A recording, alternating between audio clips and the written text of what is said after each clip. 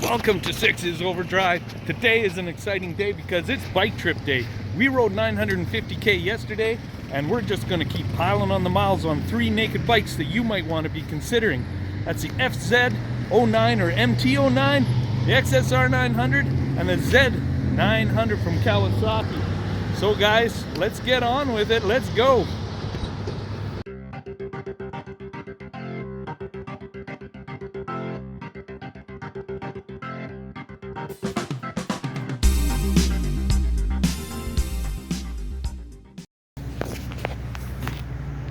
Well, yesterday was a tremendous day. We did 950K, pouring rain. You want me to grab that? I'll throw it on the table. All right, thanks, man. 950K in the pouring rain. Right now we're in Kalispell and my chain has slacked off a ton. But we're gonna show you on this trip how 3 nakeds can ride all across America.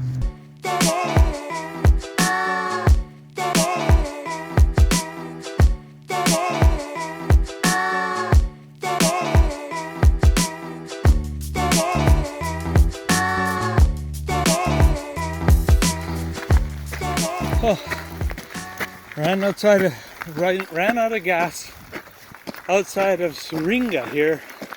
Gonna go to Syringa Cafe and see if they have any gasoline for me. Don't worry, I haven't pushed far.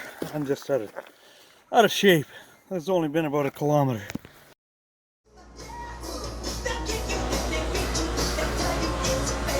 Wow, what a day. This is officially kind of day 1 for all of us, but we did have a day yesterday of just pounding back miles, so this could actually be day 2. But let me tell you, the bike's great, except for one thing you really have to plan with naked bikes, because most of them don't have big fuel range. Yeah, I ran out of gas. I had to push my bike. One other guy ran out of gas at the gas station where they got a jerry can to come and help me out. But we did find a nice guy at that lodge and he was able to fill me up with gas. Now we're in a hotel and I love staying at these old classic hotels. I mean, you would not believe this. It's kind of kitschy inside kind of thing, but let's go outside and take a look at what it looks like out there. This is beautiful. This is why I love coming to Ma and Pa stores and hotels along the way in the States. It's just fun. Restaurants, hotels, all that, and you're supporting local people. Come on, let's go check it out.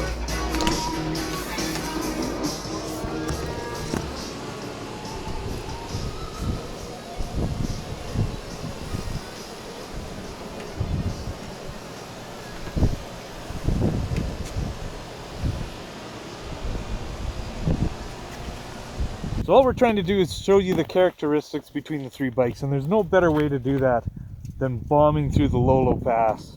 It's just beautiful out here. Take a look around. Twisties everywhere. I think I'm gonna go ride the Z900 now.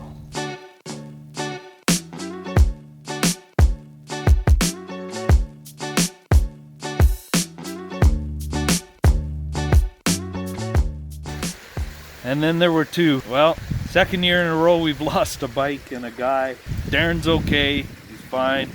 Bike's another story. It's pretty wrecked up, but overshot the corner, and you got to be really careful with these bikes. They are so confidence inspiring, and all it takes fixating on one little flaw in the road or a vehicle coming and you're into the ditches and flying and sliding. And Darren here went for a little bit of a rodeo on his bike and looks like he's going to be taking the short trip home.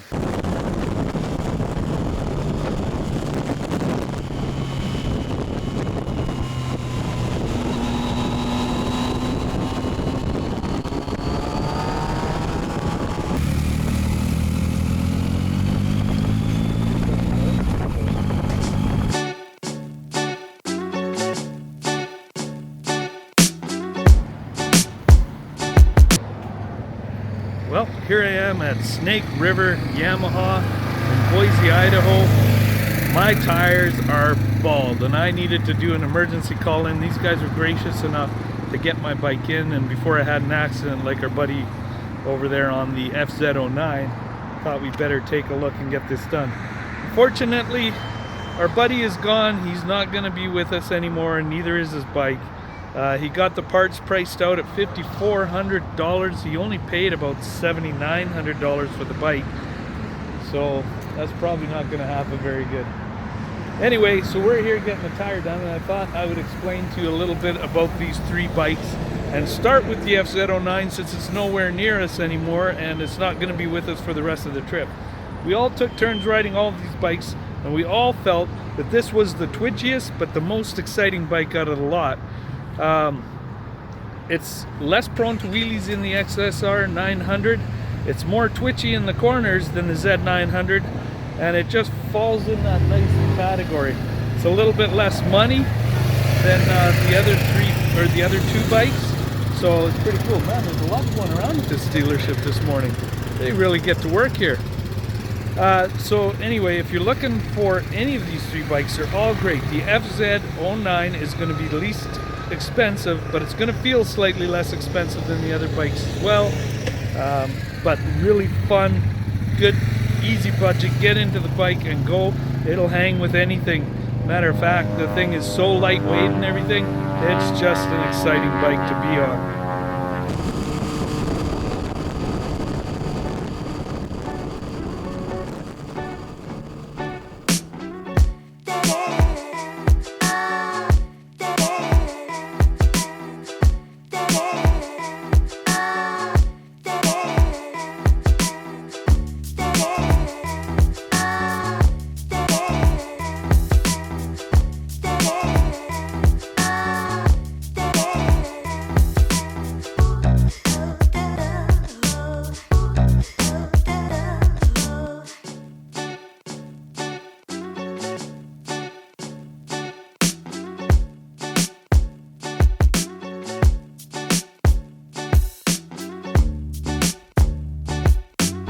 We got a hotel here in Browning, Montana, and we put on a few Ks in the last couple of days and really tested these bikes out the most.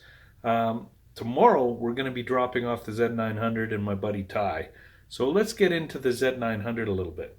The Z900 from Kawasaki is one of the most complete bikes that you will ever ride. Out of all the bikes here, it feels the best when it's going fast and when you're going through the corners. It's the most stable. It's got the highest horsepower. It actually is the fastest bike. When you all go in a straight line acceleration, it's going to win. It doesn't wheelie as much as the other bikes, and it's heavier than the other bikes. But that gives it a certain feeling of a little more quality. However, if you are a taller rider, this bike is smaller than the other bikes, and your legs are crunched up a lot more. It didn't seem to affect us. All of us thought that we would be cramping up and everything riding this bike, but that's not the way it went down. It actually was quite comfortable. But when you sit on it in the showroom, when you're thinking about buying it, you're going to be going, wow, this thing is really small. So overall, this is the performance winner and the best all-arounder, okay? But it's not for everybody. It lacks a little bit of excitement that the other ones have because the wheels stay a lot more planted.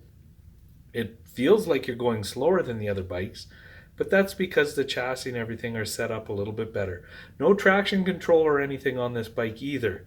It does have ABS, but just to let you guys know that there is no traction control, and maybe that could hurt you a little bit in resale down the road when all the bikes have it and when Kawasaki finally puts it on this bike. It really doesn't need it though. The engine is a gem.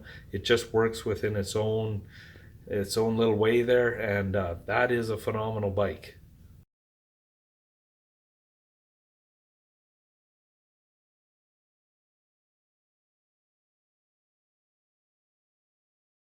No more biking buddies with me. One down, one back to regular life, and I'm on my way home for regular life too.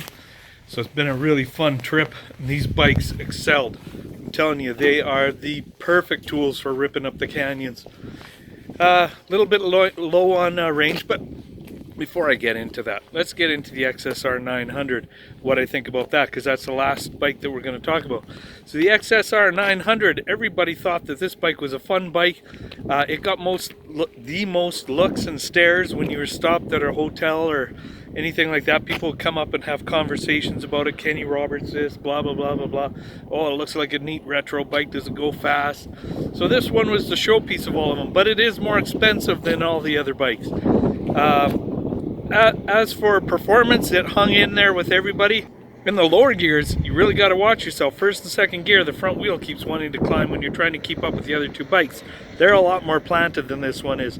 But all in all, none of these bikes separated any of us on anything. If you're looking for a sum up of the whole adventure, let's give it a bike breakdown. If you want a bike that's refined and silky smooth and great in the corners, and but it, you know, it does everything so good, it outdoes all the other bikes in pretty much every category except for gas mileage, and then it makes up for it with a bigger tank. But the Z900, it's the best as far as performance goes. Next would be, in performance-wise, would be the MT09 or the FZ09, just slightly lighter in the XSR 900. And but you're not separating a lot, of course. Same motor, same kind of braking, same kind of everything. But it's just a quicker feeling machine because it's more athletically styled and more athletically tuned a little bit, I guess, for handling and stuff. But it is twitchier. Then the XSR 900. This is the bike if you want to hang with those guys, but you want a really good-looking bike, and you know, you're not afraid to pay an extra whatever it is, $800 or $900 over the other bikes. It's nice. It's got all the aids and everything on it. I have 38,000 kilometers on mine now, and it's still running like a shot. Like it's beautiful. It's running great. Anyway, guys, if you like what you see, remember to share, like, comment, and subscribe. This is Six's Overdrive, and I'm out of here. Hope you enjoyed the review. Bye-bye. There's my thumb.